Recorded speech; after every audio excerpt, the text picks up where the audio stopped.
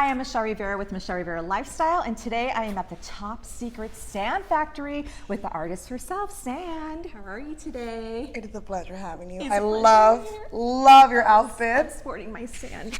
You're wearing the black and white, and I am wearing the colorful collage. Thank you for being here. Oh, I'm so excited to have you here on the show, and I know you have fans who have a lot of questions for you. A lot of questions. So you First, went through my Instagram and checked what are the most common questions. Yes. But you're gonna talk for everyone, right? Well, before I get to that question, Sand, I want to know what's up with the bandage on the face. Do you want to share with your fans with what happened? I'm taking it back to 2000 when Nelly was popping.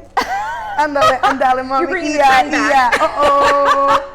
Well, actually, bringing it back. I wish that was the case, but the clothing in my gallery, the last day I got into a little scuffle. Undisclosed man, I couldn't see his face, came to me when I was locking up my gallery, attempting to take what I had made that day at the gallery, but I have a security guard, an assistant, my mother, and 2 workers, which take everything and leave me broke when I'm leaving the gallery, so my price is like $20 a day. Yeah. So he attempted to take what I had.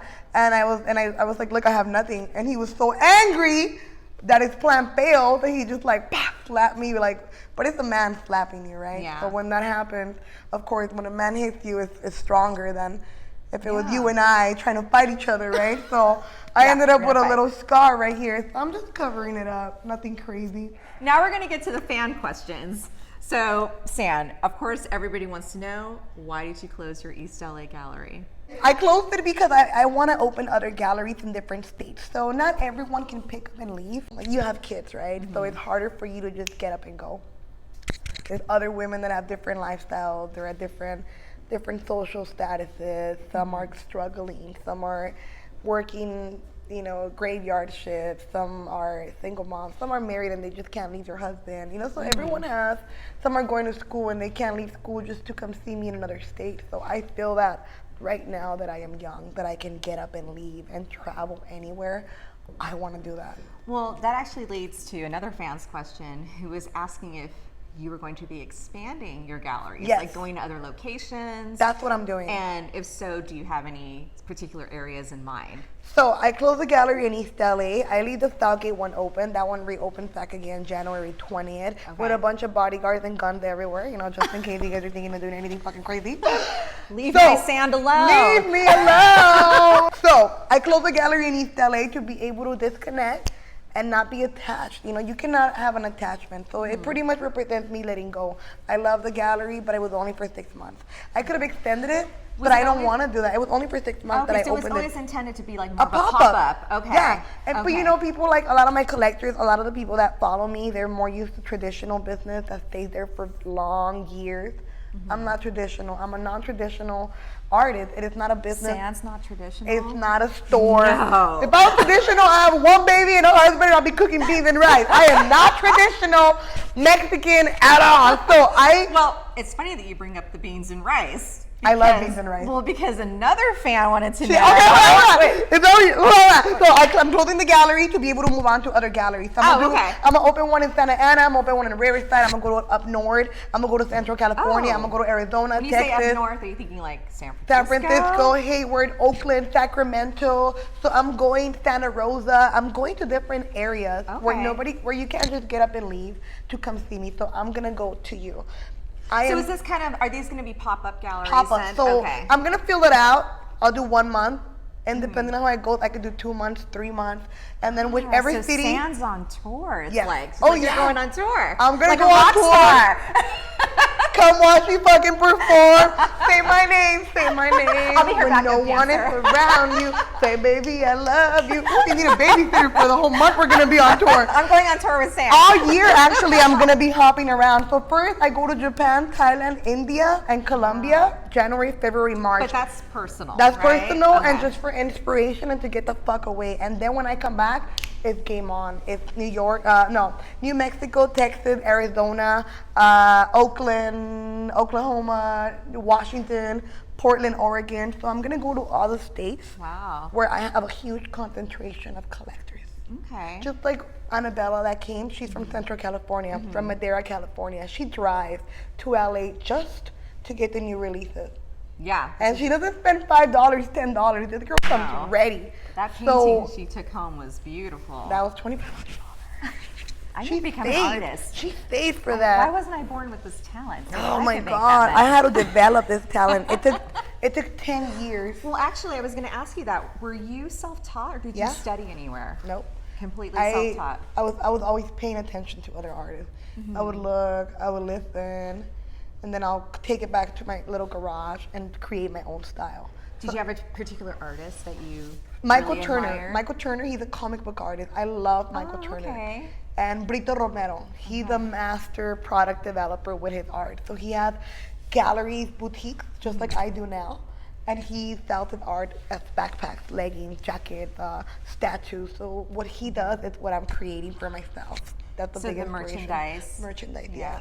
Well, actually, one of your fans was asking about your distribution for merchandise. Tell me. They want to know, have you been approached about distribution? I've been approached, and I actually this year I'm creating a collection. It's called Fan One Collection, and that will be a more marketable price point. Okay. Where I can be in big clothing stores, and the line is going to be a little more simplified. Okay. Right? A little more streamlined. A little more streamlined, more simplified, not as crazy. And then there will be we like crazy. Yeah, and then Fan Boutique will be my personal one that you come only and get through me only. Okay. So Fan Collection will be more of a mainstream one that I can wholesale, and then Fan Boutique will be the one that I keep. You cannot buy in any store. In any you have store. to come to me directly, to my website, to my galleries, or when I do a pop-up in your city to be able to get So you get those special items. Yes, so that Fan Boutique exciting. is mine. Yeah. That's like couture, that's like really high end, that's where I go crazy. And then Fan Collection, it's a little more subtle, more simplified. That way the price points could be a little lower. But you'll be able to know as a collector, like, she's wearing Fan Boutique. Ooh, she's wearing Fan Collection. Bam, she's actually mixed and matching and wearing both. So I want you to be like, that's Fan Boutique that she's wearing. Oh, that's the baller shit. Oh, she's wearing Fan Collection? Okay. All right, she's a little more mainstream. Yeah, there you go. So I want to, that way my brand always stays very private. Yeah. Like, I don't want to sell out ever. And if I sell out, it's because it's through me.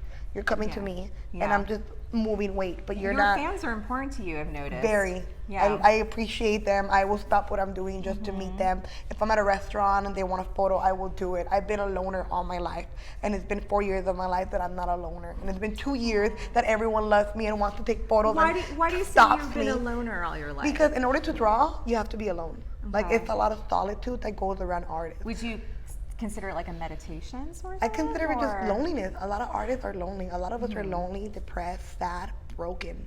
A lot of artists never find their audience. They never find their collectors.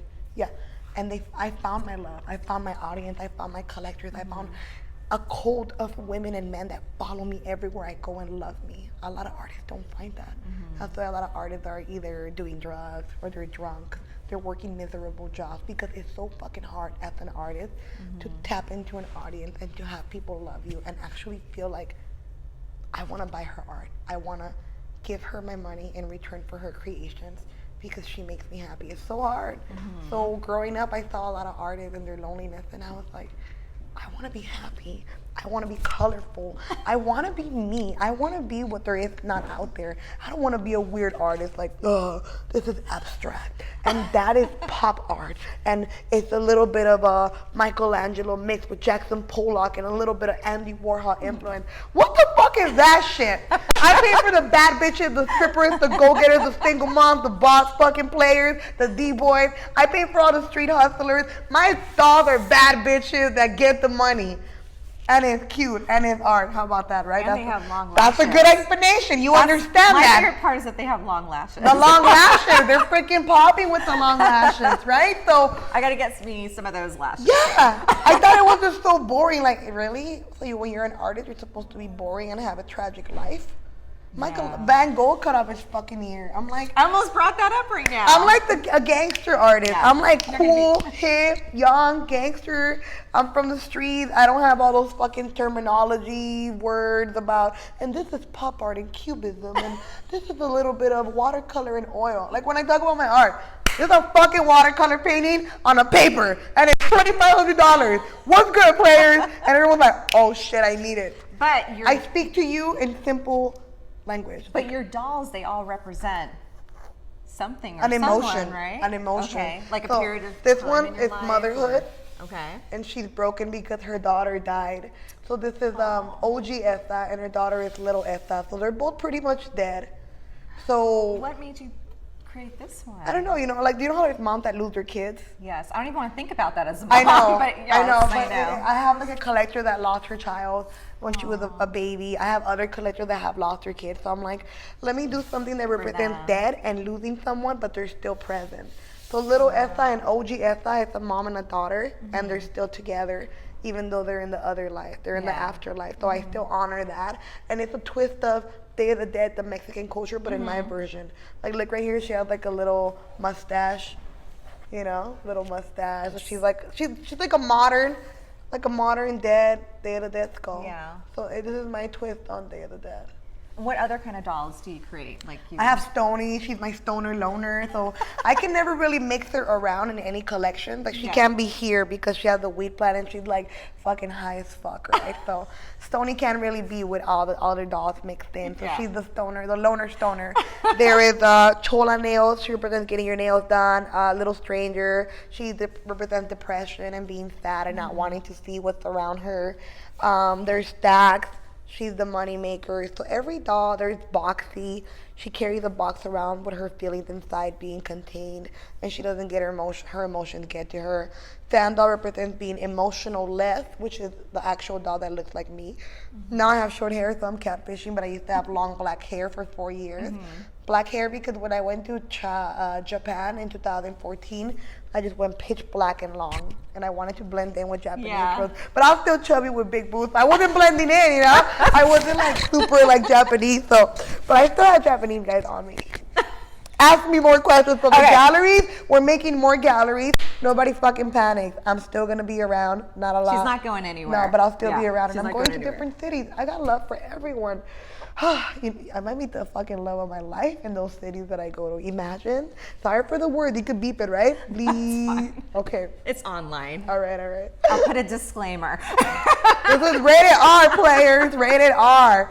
What else we got? Okay. Well, earlier you were mentioning the rice and beans. Rice and beans. I love them. Someone was wondering why you became vegan.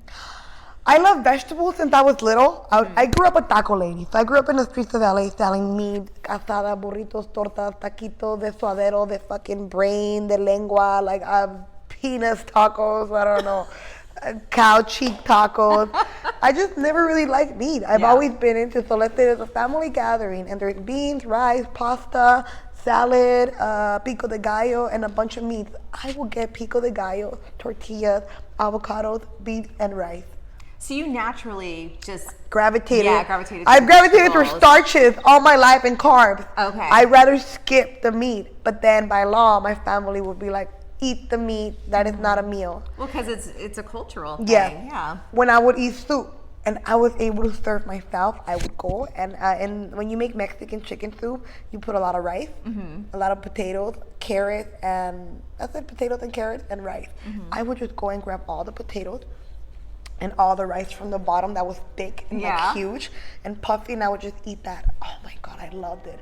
And then my aunt that raised me would come by and boom, throw a big chicken leg. Oh, that is not food. You need the chicken, and then and you have to clean the bone. I hated cleaning the bone. Why do I have to clean this fucking animal's bone? Like, so I hated the tendons, the texture of it. But by law, you have to eat it. So now. By law? Yeah. By cultural law. Cultural law. You have to eat it. You have to eat the meat. And I've always, if my aunt would make rice, I would get a bunch of rice, just a bunch of rice, with a banana, and I'll slice the banana and mix it, and I'll just eat the rice. Like plátanos? Plátano, yeah, regular plátano. Or I'll get a tortilla, and I love the mushiness. I'll put a little tortilla really big. And eat it with a cup of soda. Okay, last question, because I know that you're a busy woman, but so just one last thing. Where do you see yourself 5 years from now? I want to be this rich lady Don't we all? And Bentleys for the rest of my life. And I'm gonna be riding next to Yeah, one, yeah, the you're Bentley. gonna interview me. You're gonna interview me in every stage of my life. Yes. I'm still not gonna That would have be children. fun. Yeah, I'm still not gonna have children. Oh, you never know I about plan to that. have children in like about 10 years. So in Okay. 10 years, Well, you're still young, Yes, though. I don't want to have kids yet Yeah. because that is not my. Everyone right has now. their own path in life. In my world, I take care of my mother, my brother, my sister. I am the sole provider. Everything that I auto pay, I pay for everything. My mom wants nails. To me, I'm like, what would the perfect husband do? Give her everything. My sister wants this. My brother wants this. What would the perfect father do? Take it. But you gotta clean the house. Well, there you go. That's fair. I do field trip with them. I do family Sundays every Sunday. Like, I feel like I need to be the perfect father.